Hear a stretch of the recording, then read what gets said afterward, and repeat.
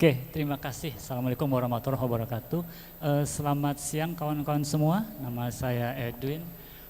Hari ini saya coba sedikit ngobrol terkait accelerate your application modernization journey with Conveyor. Again, disclaimer. This presentation is intended for educational purposes only and does not replace independent professional judgment. Statements are my own and not reflect the opinion or position of redhat.com.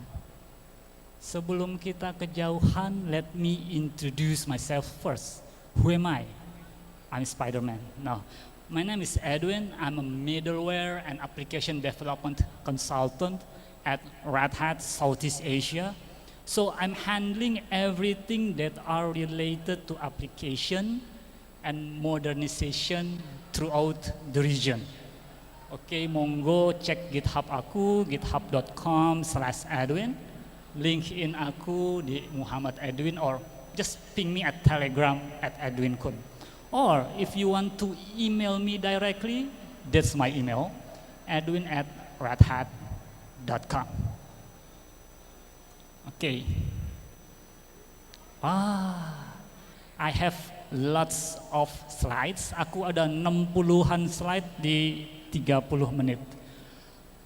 Jadi kalau misalkan aku ngomong agak cepat, yes, for the sake of time, I will talk quite fast. However, if you have any question, feel free to put your question on above link. I will get back at you asynchronously, so you don't need to asking question directly on public places. Okay, this is my link to my Q&A platform, s.id/Edwin-Conveyor. Okay, let's go to the problem statement. When we talk about cloud platform, this is what we see. We have the underlying infrastructure, which is of course Linux. We have bare metal, virtual machine, private cloud, public cloud, all the way until edge computing. Above it, we have containerization. Above it, we have orchestration and cluster services and multi-cluster management, or MCM. Only above that, we see that there's workload. CNA is cloud native apps. We have data-driven, and last but not least is developer productivity. This is what most engineers see. Kebanyakan dari kita ngelihat ini, 1, 2, 3, 4 layer paling bawah. Wah, saya ngurusin infrastruktur, saya ngurusin VM, saya ngurusin cloud, and deal all this kind of stuff. But here's the thing. Customer, they don't care about your infrastructure. Customer care about your application. Mereka nggak peduli install di mana, yang penting down up aplikasinya bisa jalan. Karena yang generate revenue buat perusahaan in the end adalah aplikasi di atas cluster. Aku bisa punya cluster Kubernetes 20 cluster, tapi kalau tidak ada aplikasinya, maka nggak bisa generate revenue. That's why I always say that applications are king. Yang generate revenue buat perusahaan adalah application. Customer buy your application, they don't buy your infrastructure. Nah, it brings me to the very old saying that said, it's not the big that eats the small, it's the fast that eats the slow. Jadi bukan perusahaan yang besar habisin perusahaan yang kecil, tapi perusahaan yang paling cepat gerakannya, dia akan menghabisi perusahaan-perusahaan yang lambat. So it's the fast that eats the slow in this IT world ya. Benefitnya apa punya aplikasi yang agile dan cepat? These are the benefit. I will not talk quite about this in details, but conceptually adalah it's much more agile and implements DevOps methodologies, increase efficiency, and blah blah blah blah blah blah. There's a lot of things. Nah, and the high performance application will become outperforming those who are less agile. Jadi peers-nya yang agak kurang cepat itu pasti akan kalah oleh mereka-mereka yang cepat. 46 kali deployment lebih cepat, 5 kali change failure, recovery from failure 96 kali lebih cepat. That's are the benefit of an agile application. Nah, goals-nya dari aplikasi-aplikasinya adalah pindah dari kiri atas ke kanan bawah. Gimana cara kita pindahin dari lines of code yang banyak banget, deployment-nya sebulan sekali, all the way to deployment in days with a very less source code line. Nah, iya kalau bikin aplikasi baru, aku bisa bikin microservice. Tapi gimana kalau aplikasi saya aplikasi yang lama? Gimana kalau aku punya aplikasi bikin tahun 2010, sekarang tahun 2022, berarti 12 tahun umur aplikasinya. Gimana dong nasibnya? Gimana nasib aplikasi-aplikasi yang jadul ini? Nah, tapi sebelum kita ngomong aplikasi yang jadul, kita lihat dulu kondisi aplikasi kita ada di sebelah mana. Ada kalanya aplikasi kita di pojok kiri atas. It's monolithic apps consisting of millions lines of code with once a month deployments.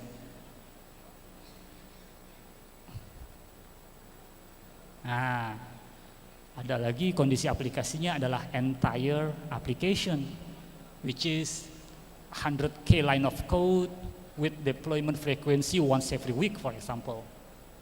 Atau aplikasi kita sudah di level microservices, 1000 lines of code with days of deployment frequency. Atau the fastest way will be functions, alias serverless, functions as a service, fast. Artian aplikasinya 100 lines of code with minutes of deployment frequency. Now, where are we right now? Nah, katakan saya mau migrasi, saya mau upgrade, saya mau modernisasi aplikasi saya. Caranya gimana? It brings us back to 6 hours of application modernization. Apa sih? Nah, basically itu adalah salah satu cara dan strategi untuk converting aplikasi kita yang existing, yang old school banget, eventually becomes a new application with a new infrastructure. Hai. Nah, tunggu ya. So, detailnya gimana sih? Nah, ini detailnya. Jadi pada dasarnya kita ada 6 cara dan strategi untuk modernisasi aplikasi. Retain, retire, repurchase, refactor, replatform, rehost. Mana yang cocok buat kita? Nah,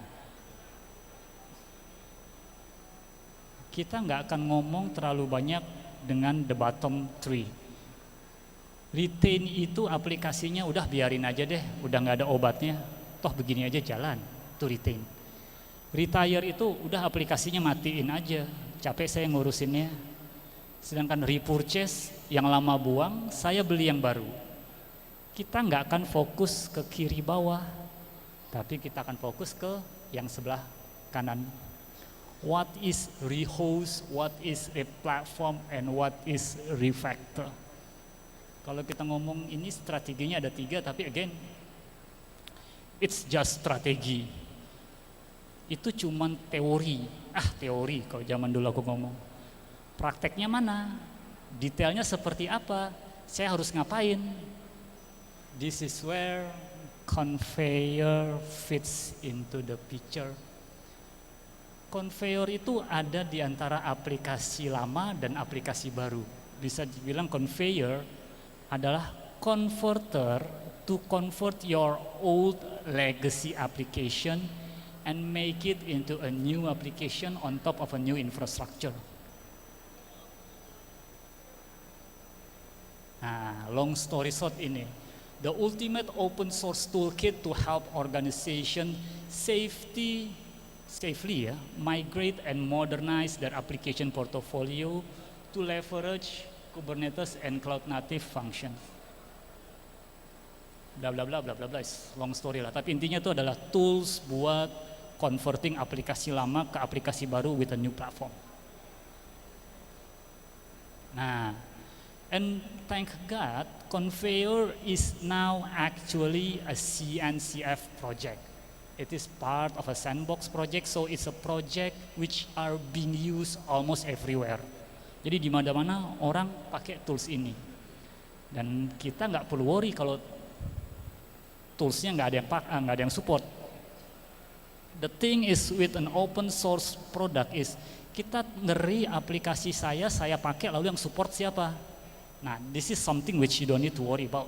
Kenapa? Karena ada IBM dan Red Hat of course yang support tools ini dan kita bikinin downstream produknya namanya Migration Toolkit for Application, Migration Toolkit for Container, and Migration Toolkit for Virtualization.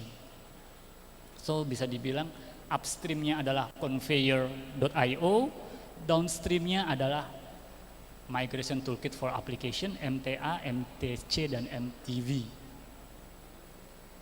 So IBM juga ada barangnya di situ.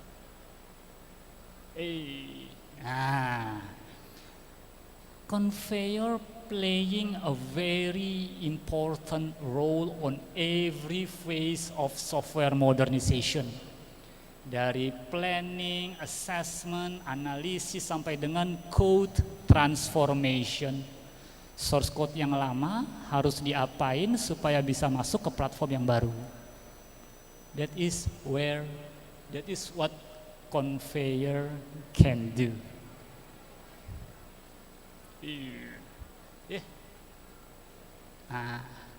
So kembali lagi ke tadi 6 R's of application migration.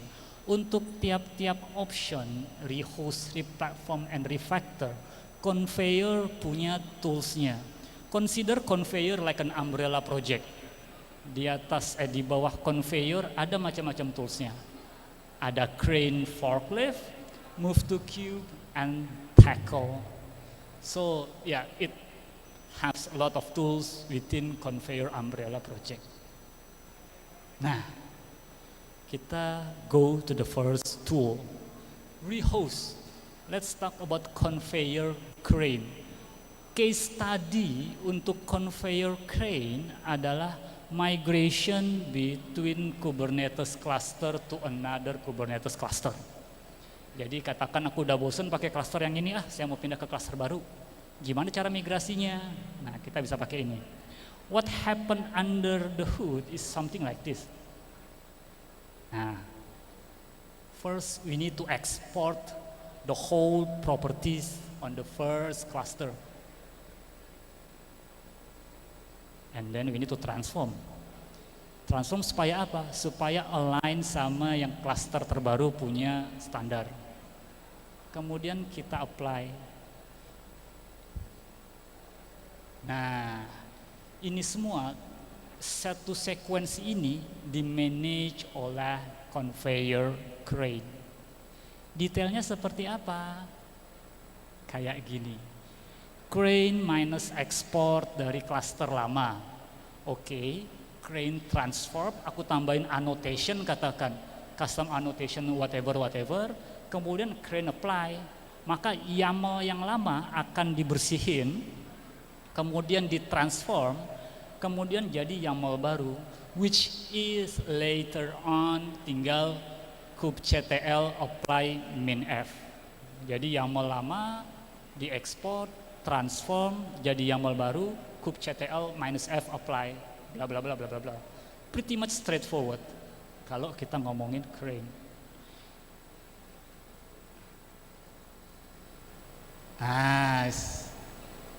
Ampun deh.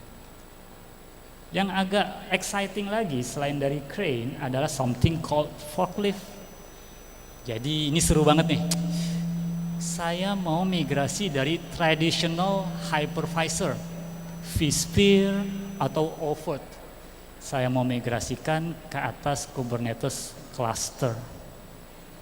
What would happen? First, analyze the compatibility. Saya mesti lihat VM saya punya mounting storage nggak, VM saya binding ke IP tertentu nggak. Kita analyze dulu, after that we do one migration. Kita migrate surroundingnya si VM, ya storage-nya, ya NAT-nya, ya IP block-nya, semuanya kita export, and then we migrate at scale. Setelah semuanya diekspor, habis itu so VM-nya yang kita ekspor. Gitu, jadi surroundingnya dulu, setelah semua mulus, baru VM-nya.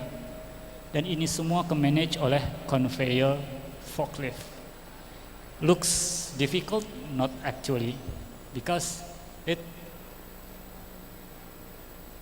kayak gini.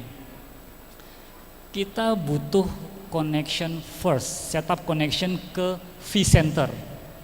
vCenter fingerprint, ngambil SHA-1-nya, ngambil credential-nya, oke, udah keambil. Kemudian kita ambil VDDK image-nya. Image-nya kita ambil, kemudian kita set endpoint-nya. After that, kita tinggal jalanin YAML. Dari Kubernetes, ini diinstal pakai ini ya, pakai operator.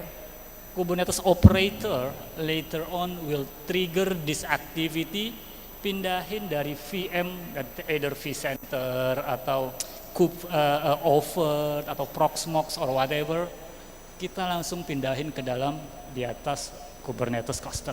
So it's VM on top of Kubernetes. This is rehost with using forklift. Oke, next is replatform. Case study replatform adalah alternative continuous orchestration to Kubernetes. Sampelnya adalah di kiri atas, Docker Swarm. Atau saya sebelumnya pakai Cloud Foundry. Saya mau pindahin ke Kubernetes cluster. It's the same thing. First is discover first. Isinya si Cloud Foundry apa, isinya si Docker Swarm apa. Setelah kita discover and then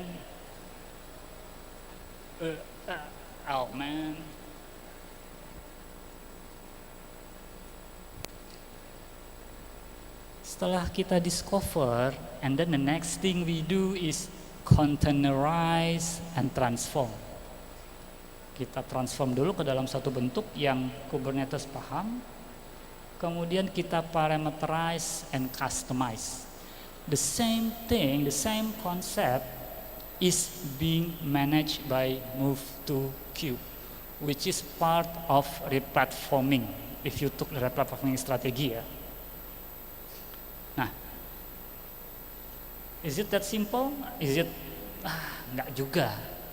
Outputnya tidak hanya Kubernetes object, tapi juga ada Helm script, ada juga customized object, which later on kita bisa tempelin ke either Argo CD atau Tekton pipeline. Jadi kita export image-nya, export properties-nya, jadi sekalian CI/CD-nya gitu. Jadi end to end. So how to make this happen is basically we go to here. First, kalau aku ambil contoh itu Cloud Foundry ya. CF target, oke. Setelah aku dapat CF target, aku collect pakai Move2Q. Dapat semua jeroannya. Wah, isinya si CF Cloud Foundry ketahuan. Kemudian kita transform. Udah jadi YAML-nya Kubernetes, tinggal kubectl apply -f, boom, langsung jadi. Outputnya pun tidak hanya YAML file, tapi juga Helm script at the bottom of the screenshot. Jadi outputnya juga ada, kita tinggal pakai Helm script hasil generatan dari si Move2Q. Nah, ini replatform. Nah, ini yang paling seru. Is something called refactor. Kita memodernisasi aplikasi Java. Aplikasi Java butuh RAM 16 GB, berat banget ya. Kita harus apain aplikasinya sehingga si legacy application di atas itu bisa kita migrasikan seamlessly dan dengan riang gembira pindah ke Kubernetes cluster. Nah, as usual, we'll start with application portfolio. aplikasinya apa aja, jalan di atas mana, teknologinya apa. Kemudian kita lihat application analysis. Kita analyze dulu aplikasinya. Apa aja sih yang dianalisis oleh si tools ini? Apa saja yang dianalisis oleh si Tackle ini? Nah, Tackle bisa lihat source code aplikasi Java. Dia lihat, dia analisis, dan kemudian dianalisa data layersnya. Query-query si aplikasi dianalyze dan kemudian dikasih lihat ke kita. Pun demikian dengan config-nya. Ekspektasinya adalah something called risk. Resiko kalau kita migrasi aplikasi ini apa, dan metode terbaik buat migrasinya adalah kayak gimana.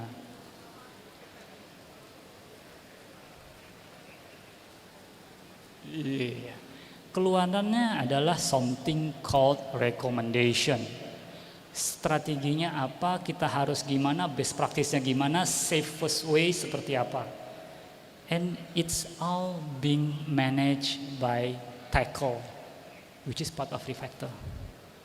Nah, Tackle dia akan analisis aplikasi yang kita mau modernize. Oh, saya mau modernize aplikasi Java saya. Oke. Aplikasi Java saya framework-nya apa? Spring MVC. Kemudian ada juga Spring Web. Kemudian kita pakai properties file, jalanin di atas JPA repository, kemudian ada aktuator. Jadi semua teknologi Java yang aplikasi aku pakai itu kelihatan semua di sini. Setelah itu, nah ini seru nih. Dia akan ngasih lihat resikonya. Contoh kayak di situ, ada dalam source code ada ya IP yang di hard code. Oh, itu kelihatan nanti sama dia. Hard code IP address.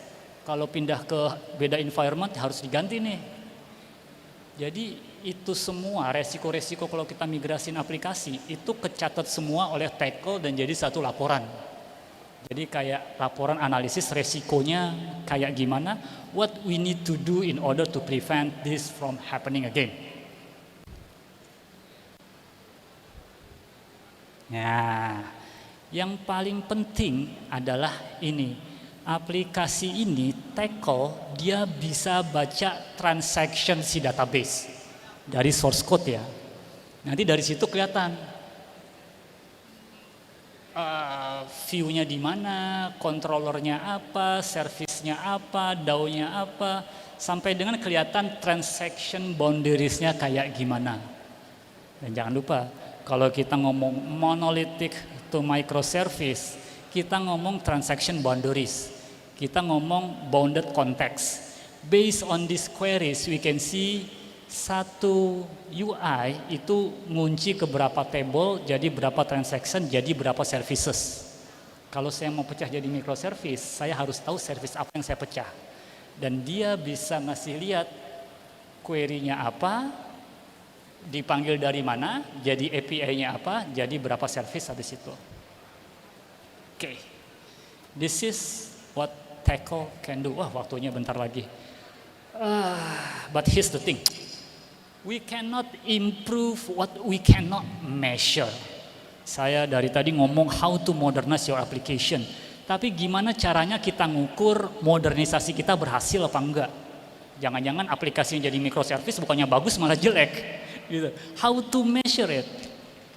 Nah, kita bisa lihat di sini. Ada satu hal yang disebut sebagai DORA matrix. Ini adalah satu alat ukur untuk mengukur how successful is our DevSecOps strategy and how successful is our application. How egal our application is.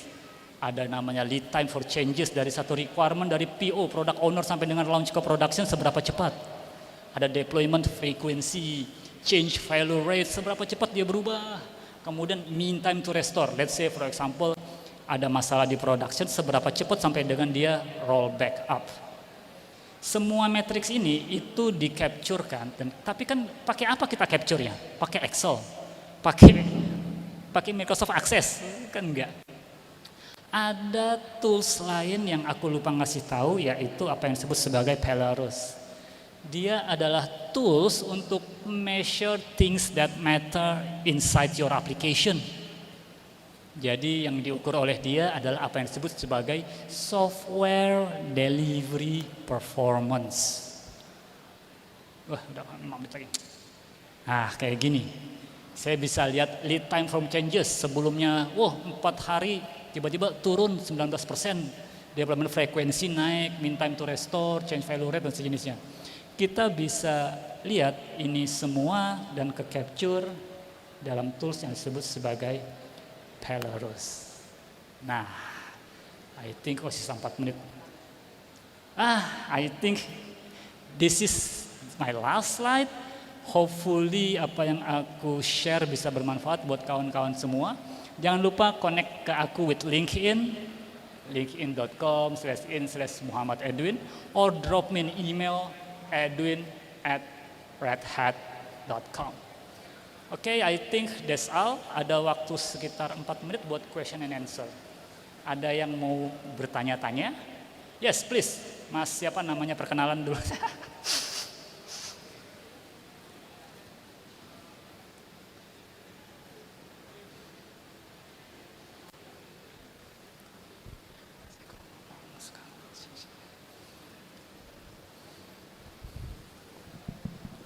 Halo, oke. Yes. Ya, oke. Thank you Mas Edwin. Nama saya Gofrendi. Oke, saya tata engineer. Presentasinya menarik sekali ya. Dan saya align kayak kita mulai dari monolith dulu, kemudian nanti kita akan bisa pindah ke microservices dan kayak conveyor ini bakal ngebantu banget ya untuk itu. Nah, pertanyaan saya adalah bisa nggak conveyor ini bikin skema migrasi yang zero downtime? Dalam artian kalau misalnya katakan aja kita pakai tackle ya, kemudian di yang lama ini ternyata masih jalan, masih ada data yang di write gitu. Kemudian kita kan bikin cluster baru ya di Kubernetes ya. Kemudian kita pingin ini nggak ada downtime-nya, datanya tetap in sync gitu. Itu kira-kira bisa nggak? Yeah. So here's the thing. Out of the box conveyor cannot recommended karena tergantung dari business risk of appetite. Saya mau Big Bang 100% service pindah ke service baru misalkan, itu bisa. However, kita bisa ngasih lihat resiko apabila kita langsung Big Bang pindah. Makanya biasanya kalau dari sisi bisnis kita prefer, saya mau Canary dulu, 10% yang traffic masuk ke aplikasi baru, 90% ke aplikasi lama, nanti pelan-pelan kita naikin gradually. It depends pretty much on the risk appetite of the business, Mas. Kadang ada bisnis yang gerasak-gerusuk itu bahasa Indonesia apa ya? Langsung tabrak-tabrakin, ada juga kayak kalau misalkan financial institution, dia lebih senang play safe. Udah 1% dulu deh, 1% dulu deh, ntar naik lagi 5%, 10%, kayak gitu. Out of the box, dia nggak punya feature buat itu. However, dia bisa rekomendasikan how to migrate the apps. Tapi untuk satu-satu dia pakai Canary atau kayak gimana itu tidak direkomendasikan aplikasi ini, Mas. Nggak ada di sini. Kayak gitu. Jadi it's something that is not right or wrong. Jadi tidak ada satu hitung-hitungan banget gitu. Jadi tergantung bisnisnya. Kayak gitu, Mas. Oke, jadi kita tetap harus assess diri. Ini kira-kira kalau dilakukan bakal ada down atau enggak gitu ya? Exactly. Oke. Kalau di tackle itu dia ada namanya,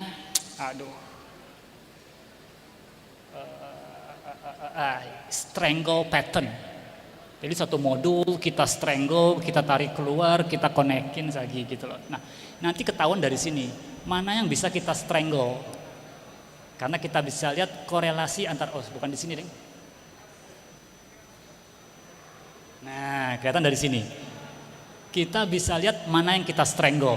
Paling atas itu kan UI class, view class dia. Kemudian dia jalan ke controller, jalan ke service, jalan ke DAO. Saya mau strangle yang mana? Kita bisa potong di mana? Nah, nanti ketahuan dari sini. Karena in the end database-nya harus sama. Kecuali misalkan database-nya beda. Kalau database-nya beda baru kita ngomong CDC, change data capture. Nah, kayak gitu kurang lebih, Mas. Oke. Thank you very much, Mas. Ya, perfect. Oke, terima kasih atas pertanyaannya. Boleh kasih tepuk tangan yang meriah untuk pemateri kita. Ada Mas Muhammad Edwin ya. Oke. Mas, mohon maaf ini karena waktunya sangat terbatas sekali ya. Jadi untuk rekan-rekan sekalian, para peserta, jika ada yang ingin bertanya langsung dengan Mas Edwin, nanti bisa setelah ini samperin Mas Edwin ya. Pokoknya gali ilmu sebanyak-banyaknya. Tapi sebelum ditutup, Mas Edwin silahkan, kami persilahkan untuk memberikan closing statement. Oh ya, terima kasih kepada kawan-kawan panitia. It's a very interesting event. Saya bersyukur sekali udah di-invite di sini. Again, I will still stand by di booth belakang. Kalau ada pertanyaan, feel free to jump in dan tanya aku di sana. Terima kasih kawan-kawan. Assalamualaikum warahmatullahi wabarakatuh. Waalaikumsalam warahmatullahi wabarakatuh. Terima kasih Mas Edwin.